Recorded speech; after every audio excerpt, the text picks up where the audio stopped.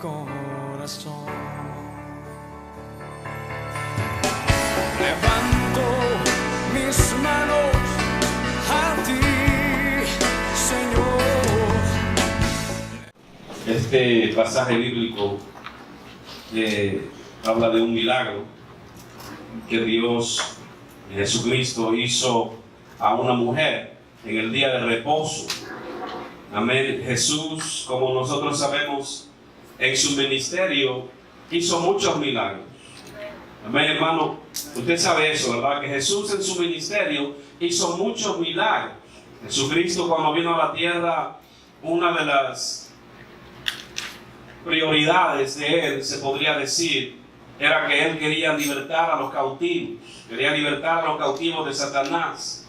Y una de las maneras que Satanás tenía cautivas a la gente era a través de la enfermedad, a través del sufrimiento físico. Eso es lo que Satanás ha tratado de hacer con la humanidad, mantenerlos sometidos a través de la enfermedad.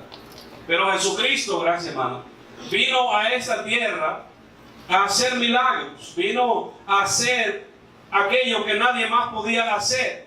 Vino a demostrar la misericordia de Dios a través de la liberación, a través de los milagros de sanidad, a través de su amor. Él vino a hacer el propósito de Dios en esa tierra. Amén. Todo lo que Jesucristo hacía, amado hermano, tenía un propósito. Jesucristo nunca hizo nada al azar. Jesucristo no hizo nunca nada por coincidencia. Cada paso que Jesucristo daba, lo daba dentro de la voluntad de su Padre.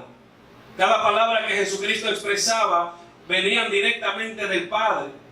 Cada milagro que Jesucristo hacía era porque el Padre le dio la autoridad para que lo pudiera realizar, porque Dios tenía un propósito dentro de todo aquello que Jesucristo realizaba en esa tierra en el tiempo que Él estuvo con nosotros. En esta ocasión, como nosotros estamos leyendo, Jesucristo se encontraba en la sinagoga, se encontraba enseñando. Él estaba haciendo aquello que anhelaba en su corazón hacer. Jesucristo, por sobre todas las cosas, fue un maestro. La gente que lo seguía le decía rabí, que significa maestro, porque cada vez que Jesucristo se sentaba delante de la multitud, se sentaba para enseñar, se sentaba para instruir. Jesucristo es el maestro por excelencia. Y en su palabra nos exhorta a nosotros a aprender, porque siempre la enseñanza de Dios a través de su palabra nos ayuda a nosotros a crecer, nos ayuda a madurar, nos ayuda a aprender cuál es la buena y perfecta voluntad de Dios a través de su palabra. Y Jesucristo se encontraba haciendo eso en la tierra. Se encontraba enseñando. Se encontraba, hermano, haciendo milagros. Se encontraba haciendo algo que estaba en su corazón. En el corazón de Dios está el enseñar. Dios quiere siempre enseñarnos, amado hermano. Por eso es que Dios levantó maestros. Uno de los ministerios de la iglesia es el de ser maestro. Y cuando nosotros tenemos maestros en la iglesia es porque el Espíritu Santo de Dios los ha escogido para que nosotros podamos aprender la enseñanza de la palabra. Por eso es tan importante, amado hermano, que nosotros aprovechemos aquellos ministerios que están dentro de la iglesia que enseñan. Es importante que nosotros, hermanos, estudiemos la palabra de Dios, que tomemos notas cuando se está enseñando, cuando se está predicando, porque nosotros solamente recordamos el 15% de lo que escuchamos. ¿Escuchó eso, hermano? El ser humano retiene solamente el 15% de lo que escucha. Así que dentro de una semana, yo le puedo preguntar qué fue lo que prediqué la semana pasada y usted me va a repetir el 15% de lo que está escuchando ahora. Eso es algo estadístico, es algo comprobado. El ser humano no retiene cuando escucha. Aunque Dios nos dio 2 oídos para poder escuchar más, y nos dio una sola lengua. Sin embargo, hablamos más de lo que escuchamos, aunque tenemos dos oídos y una lengua. Eso es lo triste de nosotros los seres humanos. Escuchamos poco y hablamos mucho.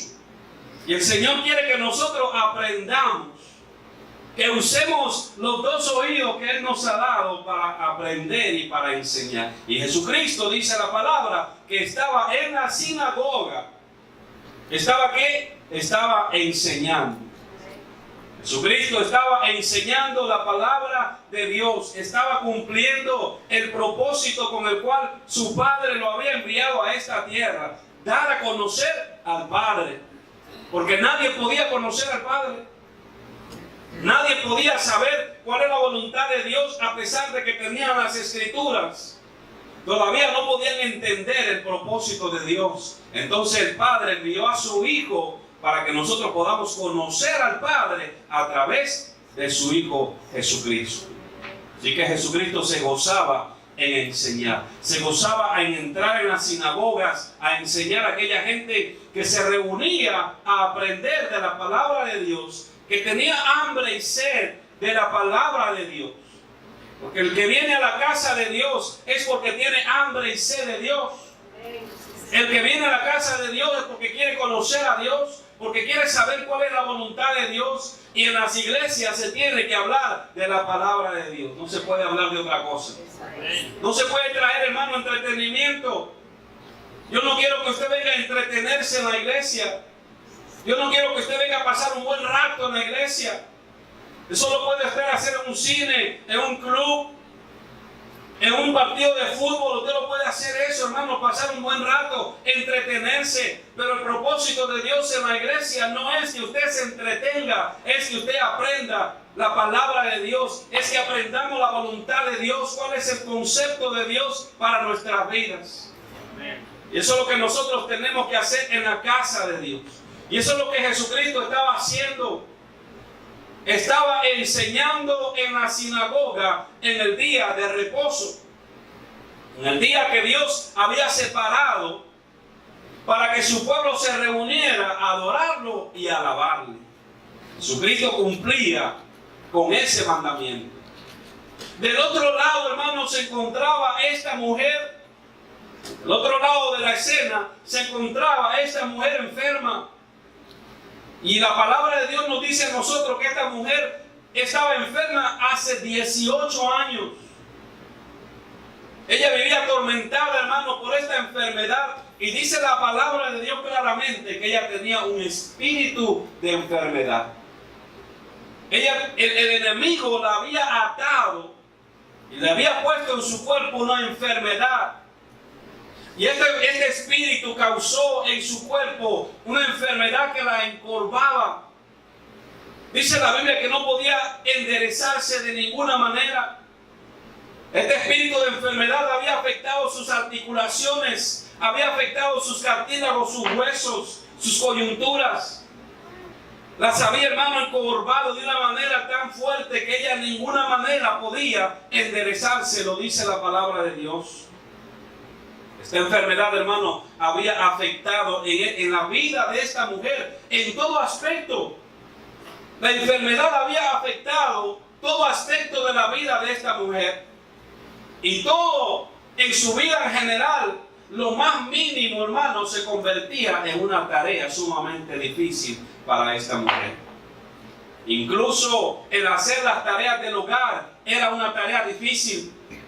Porque imagínense, hermano, nosotros que podemos caminar tranquilamente, muchas veces estamos haciendo las tareas del hogar o el trabajo y nos cansamos, este cuerpo se duele.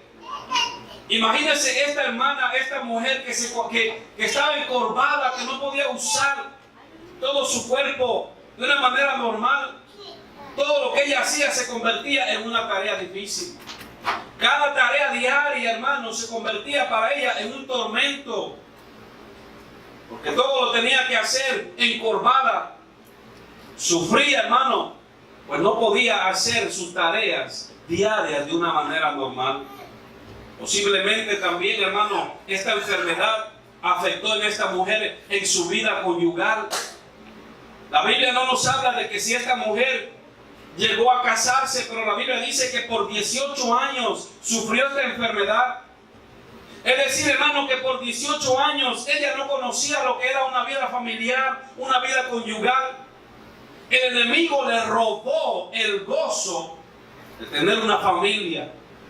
Satanás la ató de una manera tan grande que le robó la bendición de poder tener hijos, de poder tener un esposo, de poder tener un hogar.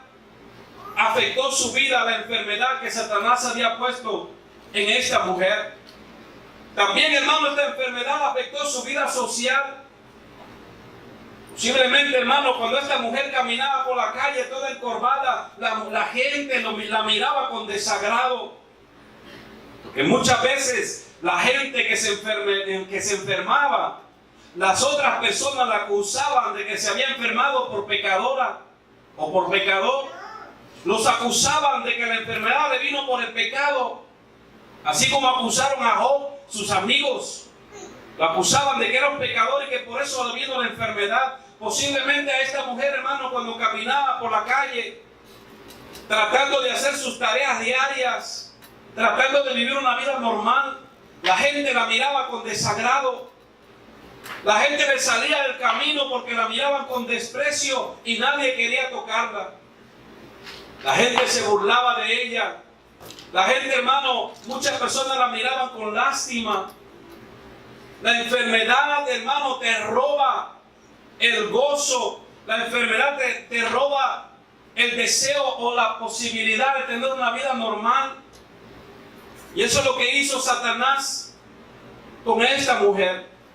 Mas, sin embargo, hermano, hay algo que Satanás no pudo causar en esta mujer.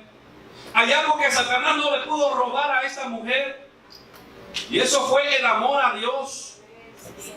Satanás no le pudo robar el amor a Dios, amado hermano, porque a pesar de su condición en la que vivía, a pesar del dolor en el que ella vivía diariamente, ¿a dónde se encontraba ella, amado hermano? Se encontraba en la sinagoga. Se encontraba en la casa de Dios. Se encontraba en el servicio a Dios. Hermano, aquello que la había torturado por 18 años no la pudo detener. No pudo impedir que ella demostrara su amor hacia Dios. Ella fue a la casa de Dios. Ella fue, hermano, a adorar a Dios en el templo, en la sinagoga. Ella no sabía que Jesucristo iba a estar en la sinagoga enseñando ese día. Pero ella amaba a Dios de una manera tan grande. Esa enfermedad, ese dolor, ese sufrimiento no pudo detenerla en su hogar. Ella fue a la casa de Dios porque amaba a Dios. Muchas veces nosotros, amado hermano, queremos que Dios haga milagros en nuestra vida primero. Primeramente le decimos: Señor, si tú me haces esto, yo te voy a servir. Si tú me das aquello, te voy a servir. Si tú me sanas de esta enfermedad, yo voy a la iglesia todos los días. Mas sin embargo, esta mujer por 18 años fue a la casa de Dios cada sábado. Se paró ese día para honrar a Dios. Se paró ese día para glorificar a Dios. Se paró ese día para demostrarle a Dios que ella lo amaba. No por lo que ella estaba esperando, hermano, porque en ese tiempo no había milagros. Dice la palabra de Dios que en ese tiempo escaseaba las señales, escaseaba la palabra de Dios, escaseaban los milagros. Así que esta mujer no iba a la sinagoga esperando un milagro. Sin embargo, iba a la sinagoga porque tenía hambre y sed de Dios. Tenía hambre y sed de Dios, hermano, porque sabía que cuando entraba a la sinagoga y se enseñaba la palabra de Dios, esa palabra le traía consuelo. Esa palabra le daba esperanza. Esa palabra le daba fuerza para seguir adelante, aún en medio del sufrimiento, en medio del desprecio y de la soledad. Por eso iba esta mujer al templo, por eso iba esta mujer a la sinagoga a escuchar la palabra de Dios. Hermano, fue a la sinagoga en sábado.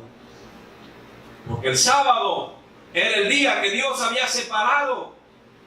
El Señor dijo: 6 días trabajarás y un día descansarás. Pero ese día era consagrado a Dios. Y ese día tenían que dedicárselo a Dios. Y esta mujer, amado hermano, fue a la sinagoga el día que había sido determinado para honrar a Dios. Ella honraba a Dios obedeciendo su palabra. ¿Cuántas veces nosotros, hermanos, hemos deshonrado a Dios y no hemos cumplido con el deseo de Dios de que nosotros separemos ese día para honrarlo a Él, para que nosotros, hermanos, vengamos a su casa a adorarlo, para que nosotros le demostremos a Dios que nosotros lo honramos y que dejamos de lado todo aquello que nos quiere llamar y distraer, y venimos a su casa a honrarlo? Esta mujer, hermano, podía haber usado la aflicción, el dolor, la enfermedad como excusa para no ir. Ella podía haber usado esta excusa para no ir. Ella podía haber dicho: se burlan de mí en la sinagoga. Las personas que van a la sinagoga me echan a un lado, no quieren estar al lado mío. Me acusan de pecadora. Mas sin embargo, ella no usó esta aflicción como excusa, sino que fue a honrar a Dios. Y no fue, hermano, para buscar un milagro. Fue porque amaba a Dios. Fue porque quería obedecer a Dios. Fue porque quería honrar a Dios. Esta mujer estaba encorvada, hermano. Es tan difícil, yo me imagino, caminar en esa condición. Todo el peso de su cuerpo está al frente, amado hermano. Las piernas no están hechas para que nosotros caminemos de esa manera.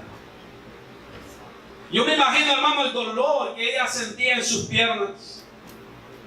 Yo me imagino, hermano, la aflicción por tratar de mantener el equilibrio.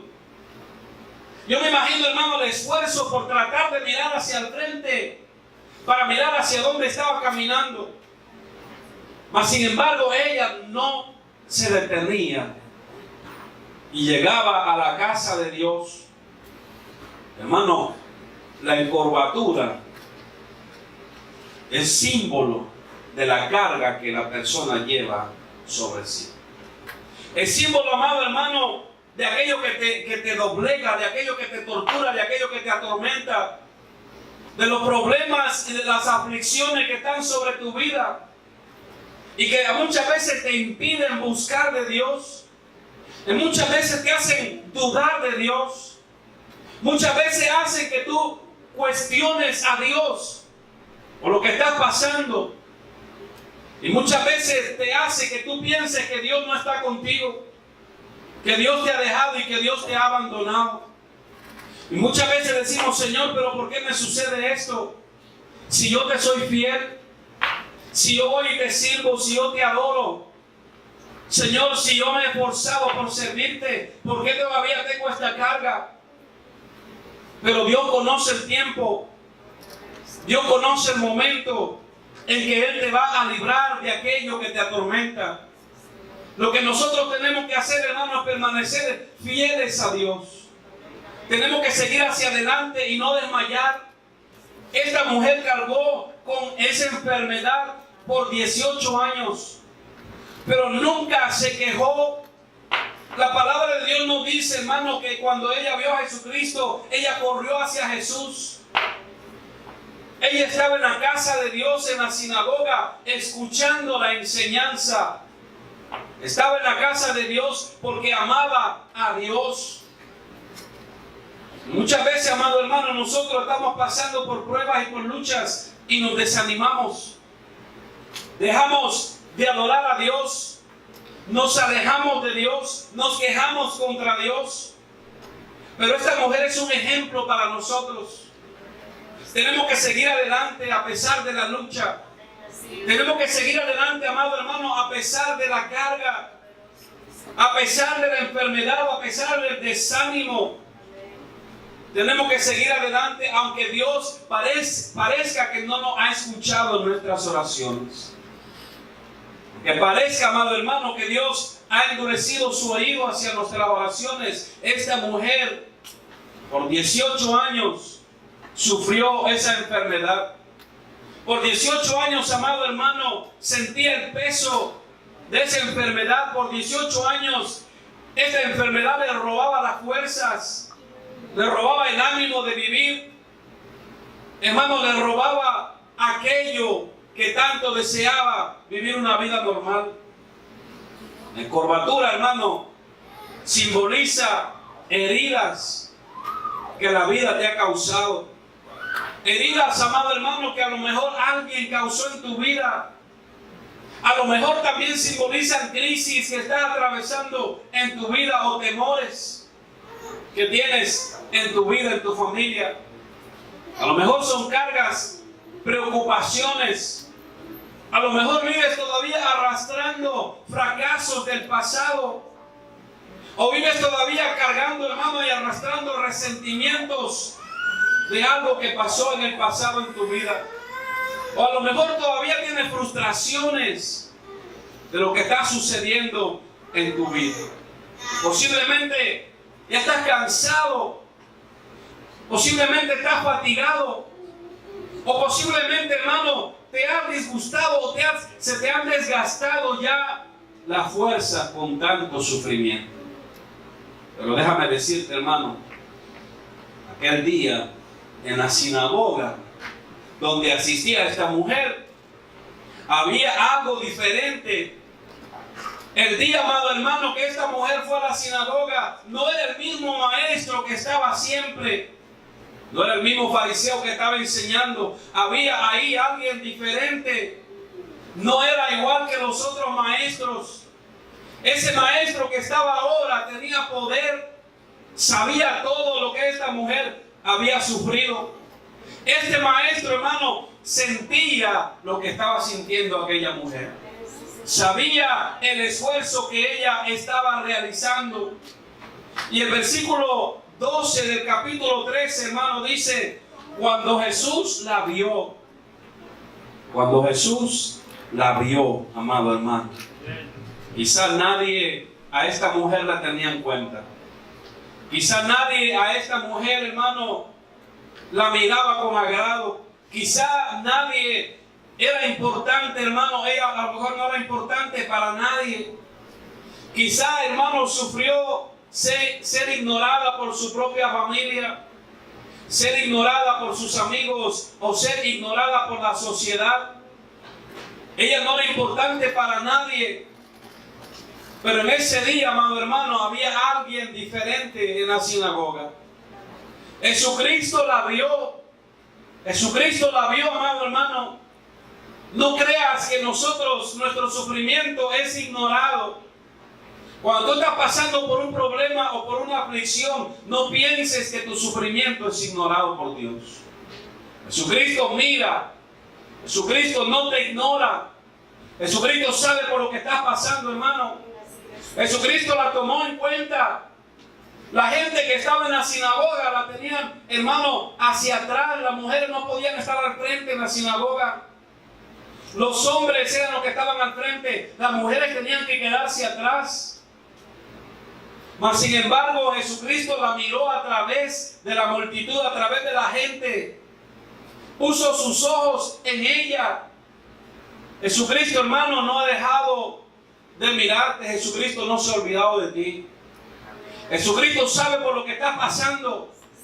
Jesucristo conoce tu aflicción. Jesucristo conoce tu carga. Él sabe lo que estás sufriendo. Tú no pasas desapercibida a los ojos de nuestro Señor. No solamente, hermano, Él no se ha olvidado de ti. Él te tiene en su corazón, Él te tiene en sus ojos constantemente. Él sabía que esta mujer había sufrido por 18 años, pero que sin embargo, a pesar de todas las cosas, le fue fiel. Le tenía hambre y sed de Dios. Quería aprender de Dios, quería conocer de Dios, y Jesucristo se encontró con ella. La mirada de Jesucristo fue hacia ella. Y no solamente la vio, sino que dice la palabra que la llamó. Jesucristo conocía el nombre de esta mujer. Jesucristo sabía, hermano, que esta mujer tenía una necesidad. Nadie quiere vivir cargado, hermano. Nadie quiere vivir enfermo. Nadie quiere vivir sufriendo. Pero, hermano, nosotros tenemos que hacer algo. Y aunque sabemos que Dios nos está mirando y que Dios conoce nuestra aflicción, tenemos que entender que Él hace un llamado. Tenemos que entender, amado hermano, que Jesucristo nos llama. Y esta mujer podía haber rechazado el llamado de Jesucristo. Ella podía haber dicho, no, yo no quiero que ir hacia donde tú me estás llamando. Porque tenía que romper el protocolo de la sinagoga. Las mujeres no podían pasar al frente. Jesucristo rompió, hermano, los protocolos. Jesucristo rompió con las normas y las reglas de los hombres. Y la llamó, pero ella, hermano, decidió escuchar el llamado. Ella decidió escuchar el llamado. Ella decidió acercarse al maestro. Ella no sabía lo que iba a pasar. Ella no sabía lo que iba a suceder. Pero cuando Jesucristo la llamó, ella se levantó de donde estaba y se acercó hacia Jesucristo. ¿Cuántas veces, hermano, Jesucristo nos llama? ¿Cuántas veces Dios nos habla a través de su palabra? Nosotros sabemos que Dios sabe todas las cosas. Sabemos que Él conoce la carga que nosotros llevamos. Pero a veces escuchamos la voz de Dios que nos habla y nos llama. Y nosotros permanecemos, hermano, duros. No queremos quebrantar nuestro orgullo. No acudimos al llamado de Dios por vergüenza, por temor o por lo que sea. Jesucristo nos llama y nosotros tenemos que tomar la decisión de acercarnos a Él. Si nosotros, hermanos, no acudimos al llamado, no esperemos que Dios haga un milagro en nuestra vida. Esta mujer tuvo que acercarse a Jesucristo. Jesucristo la miró, la conocía, sabía el sufrimiento. Él sabía que ella no podía acercarse a Él por aquellas normas que habían puesto en las sinagogas. Pero entonces Él rompió con esas normas y la llamó. Y esta mujer decidió, hermano, obedecer a Jesucristo. Decidió escuchar el llamado que le hacía el maestro. Porque la Biblia dice que es mejor obedecer a Dios antes que a los hombres. La Biblia dice que es mejor obedecer a Dios antes que a los hombres. Y aunque los fariseos y los maestros en las sinagogas habían determinado que las mujeres no podían pasar al frente, esta mujer decidió obedecer a Jesucristo, porque ella sabía que aquel que la estaba llamando tenía autoridad y que era diferente a aquellos otros maestros que estaban allí. Se acercó, amado hermano, se acercó a Jesucristo. Nosotros, para recibir algo de Dios, tenemos que acercarnos a Dios. Para recibir un milagro tenemos que acercarnos a la fuente del milagro. Para recibir liberación tenemos que acudir a aquel que puede libertar. No podemos esperar el milagro, hermano, para acercarnos a Dios. Hay mucha gente, como le dije antes, que dice, si el Señor hace esto, entonces yo me acerco a Él. No, hermano, el llamado está. Jesucristo quiere hacer el milagro en ti y te llama y te pide que te acerques. Y muchas veces no queremos acercarnos a Dios. Muchas veces queremos que Dios se acerque a nosotros. Muchas veces, hermano, nosotros queremos poner condiciones a Dios. Pero nosotros no podemos ponerle condiciones a Dios. Las condiciones las pone Dios. En la manera que Él quiere obrar, las pone Dios. No podemos nosotros ponerle condiciones a Dios. Jesucristo nos dice lo que tenemos que hacer. Él nos mira y nos llama. Si tú quieres el milagro de Dios, si tú quieres recibir de Dios, entonces tú tienes que acercarte a Dios. Entonces tú tienes que ir, acudir hacia aquel que te llamó, acudir a aquel que tiene el poder para hacer el milagro.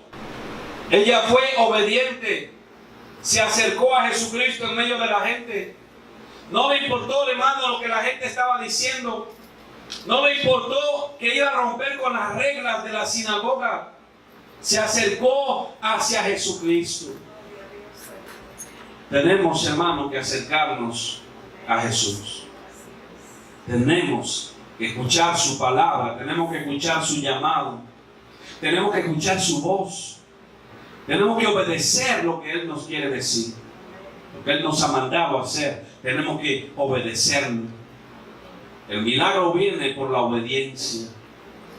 El milagro viene por la obediencia, amado hermano. Escuche esto. ¿Todavía están conmigo? El milagro viene por la obediencia. Cuando nosotros obedecemos a Dios, viene el milagro. Cuando obedecemos a Dios, hermano, viene la bendición. Cuando hacemos lo que Dios nos manda hacer, entonces viene lo que Dios ha preparado para nosotros. Jesucristo sabía que esta mujer iba a estar allí. Jesucristo sabía la vida de esta mujer y la llamó. Y cuando esta mujer, hermano, se acercó a Jesucristo, Jesucristo dice que la tocó. La tocó, amado hermano. La tocó. El tocar, hermano, es un símbolo de un interés personal. Cuando usted saluda a alguien y le da la mano y le da un abrazo y le da un beso en la mejilla, usted está demostrando que hay un interés personal más profundo, que hay un interés de una amistad personal, de un afecto filial, que hay amor en usted para esa persona. No fueron solamente las palabras de Jesucristo. Jesucristo no solo le dijo, eres sana de tu enfermedad, porque Jesucristo lo podía hacer, pero Jesucristo quería demostrarle a esta mujer que ella era importante para Dios. Aunque la gente la había rechazado, aunque la gente la había despreciado, todavía ella era importante para Dios. Por eso dice la Biblia que Él puso sus manos sobre ella, porque quería demostrarle que la relación que tiene que haber entre una persona y Jesucristo tiene que ser personal. La relación suya con Dios tiene que ser personal. Usted tiene que acercarse para que Jesucristo lo toque o la toque. Usted y yo tenemos que acercarnos. No podemos depender de los demás para que los demás, alguien nos acerque a Dios. Sí, hermano, es bueno cuando alguien ora por nosotros. Es bueno cuando alguien intercede por nosotros y pide por nosotros. Es bueno. Gloria a Dios por aquellos que oran por el pastor. Dios lo va a bendecir. Pero yo tengo que hacer mi parte. Yo tengo que acercarme a Dios. Yo tengo que acercarme a tener esa relación personal. Yo tengo que acercarme a Jesucristo para que Él ponga sus manos sobre mí. Usted tiene que acercarse a Dios. Usted tiene que hacer el esfuerzo. Tiene que pagar el precio para que Dios lo toque. Para que tenga una relación más íntima con Dios. Tiene que pagar el precio, amado hermano. Esta mujer pagó el precio, la obediencia. Pagó el precio, el amar a Dios. Menospreció el desprecio de la gente y obedeció el llamado de Jesucristo. El toque de Jesucristo muestra una amistad sincera. ¿Sabe que en ese tiempo cuando alguien tocaba a un enfermo, la ley decía que se convertía en inmundo? Cuando alguien tocaba a algún enfermo, la ley decía que esa persona se convertía en inmundo. Pero a Jesucristo no le interesó eso, amado hermano. Jesucristo tocó a esta mujer, le puso las manos. No le importó lo que iba a decir el sacerdote, no le importó lo que iba a decir la gente en la sinagoga. No le importó, amado hermano, lo que iban a decir los fariseos. Lo iban a declarar inmundo porque tocó a alguien que estaba enfermo. Jesucristo rompió con todas esas cosas para mostrar el amor, mostrar la misericordia, mostrarnos, hermanos, que tenemos que tener una relación personal con nuestro Dios. ¿Cuántos buscan esa relación? ¿Cuántos buscan esa relación personal con Dios, amado hermano? ¿Cuántos se acercan al llamado de Jesucristo cuando les dice, quiero hablar contigo, levántate a orar en la mañana? Sacrifica unos minutos de sueño porque quiero hablar contigo, porque quiero tener una relación personal, quiero convertirme en tu amigo, quiero que me cuentes tus cosas. ¿Cuántos de nosotros, amado hermano, nos sacrificamos para que Dios nos toque? Para que Dios toque nuestra vida, para que Dios toque nuestro corazón. Él está dispuesto, amado hermano. Él está dispuesto a tocarnos. Él está dispuesto a bendecirnos. Él está dispuesto a tener una relación personal con usted y conmigo. Él está dispuesto. El Señor Jesucristo dijo, ya no te llamaré siervo, te llamaré mi amigo. Porque el siervo no sabe lo que hace su Señor, pero Él quiere que nosotros sepamos todo lo que Él hace. Quiere convertirse en nuestro amigo personal, nuestro amigo íntimo, nuestro mejor amigo. Él quiere convertirse en eso, en nosotros. El tocar, amado hermano, cuando Jesucristo puso sus manos sobre ella, le mostró aceptación. Jesucristo la aceptó tal y cual como ella estaba. A veces, hermano, queremos nosotros limpiarnos nosotros mismos. Hoy no puedo entregarle mi corazón a Cristo porque tengo que dejar esto, tengo que dejar aquello. Jesucristo quiere que llegues como estás, encorvado, enfermo, en pecado. Así quiere Jesucristo que llegues, porque Él te puede limpiar, Él te puede perdonar, Él te puede sanar. No esperes a resolver tus problemas para llegar a Cristo, porque nunca lo vas a resolver. No esperes cambiar tu vida para llegar a Cristo, porque nunca vas a cambiar. El único que nos puede enderezar es Jesucristo. El único que nos puede libertar es Jesucristo. Esta mujer estaba por 18 años cautiva por Satanás, enferma. Tenía un espíritu de enfermedad. Y dice la Biblia que de ninguna manera, escucha esto, hermano, de ninguna manera se podía enderezar. Y hay muchos creyentes, hermano, que por no acudir a Jesucristo no se pueden enderezar. Todavía viven encorvados, cargados por preocupaciones, por el pecado, por resentimientos, por odio.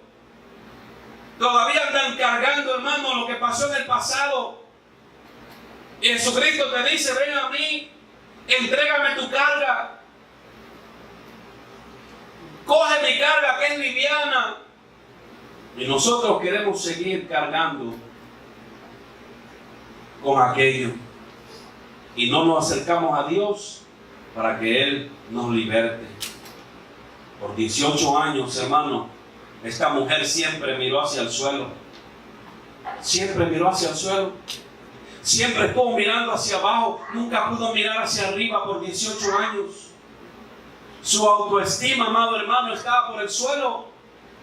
Así como su mirada estaba en el suelo, su autoestima estaba en el suelo. Pero Jesús la vio. Jesús la llamó. Ella escuchó el llamado de Jesús. Y Jesús la tocó. Hermano, Jesús quiere que nosotros levantemos nuestra cabeza. Jesucristo no quiere, hermano, que nosotros estemos encorvados. Jesucristo no quiere que nosotros estemos cautivos. Jesucristo no quiere, hermano, que nosotros suframos. Él quiere levantar nuestra cabeza. Él quiere cambiar nuestra vida. Él quiere restaurarnos. Él quiere restablecernos. Él quiere quitar esas cargas de nosotros, amado hermano. Vivir encorvado ilustra vivir sin Dios. El que vive encorvado es una ilustración de aquel que vive sin Dios. y aquel que quiere vivir atormentado. A pesar, hermano, de que muchas veces conocemos a Dios, de que muchas veces venimos a la casa de Dios, todavía nos vamos a la casa de nosotros encorvados, porque no queremos entregarle nuestras cargas a Jesucristo, porque no pensamos que Dios puede resolver nuestros problemas, porque no creemos que Dios puede sanarnos de la enfermedad. Nos vamos todavía a nuestra casa encorvados, nos vamos tristes, nos vamos cargados, nos vamos frustrados, porque no vemos el milagro de Dios. Pero muchas veces porque no obedecemos el llamado de nuestro Dios. Él quiere, hermano, que tengamos un encuentro personal. Él quiere que nosotros nos entreguemos de corazón a Él. Solo Jesús puede libertarnos, amado hermano. Solo Jesús puede hacer el milagro. El versículo 12 dice: cuando Jesús la vio, la llamó y le dijo: mujer, eres libre de tu enfermedad. Y puso sus manos sobre ella y ella se enderezó luego. Apenas Jesucristo puso sus manos sobre ella, ella se enderezó. Pero ella hizo algo, hermano, dice, y glorificaba a Dios por lo que Jesucristo había hecho en su vida. Nosotros tenemos, hermano, que ser agradecidos por Dios. Tenemos que ser agradecidos por lo que Dios puede hacer en nuestras vidas. Cuando Dios hace algo en nosotros, tenemos que ser agradecidos, amado hermano. Tenemos que testificar de lo que Dios hace en nuestras vidas. Tenemos que glorificar a Dios por lo que Él ha hecho en nosotros. Tenemos, hermano, que acercarnos más y más cada día a Dios. No te lleves la carga, amado hermano. No te lleves la carga. No te lleves la aflicción a tu casa nuevamente. No camines con ella. No camines con ella, amado hermano. Tenemos que dejarle la carga a Dios. Tenemos que dejarle la carga a Dios. Tenemos que acudir a su llamado. Tenemos que escuchar su voz. Tenemos que buscar su rostro. Tenemos que esforzarnos. No quejarnos, amado hermano. No nos quejemos a Dios. No nos quejemos a Él, porque a veces lo que Dios oye de nosotros solamente son nuestras quejas. Sí, hermano, a veces nos quejamos, en lugar de estar orando, nos quejamos a Dios.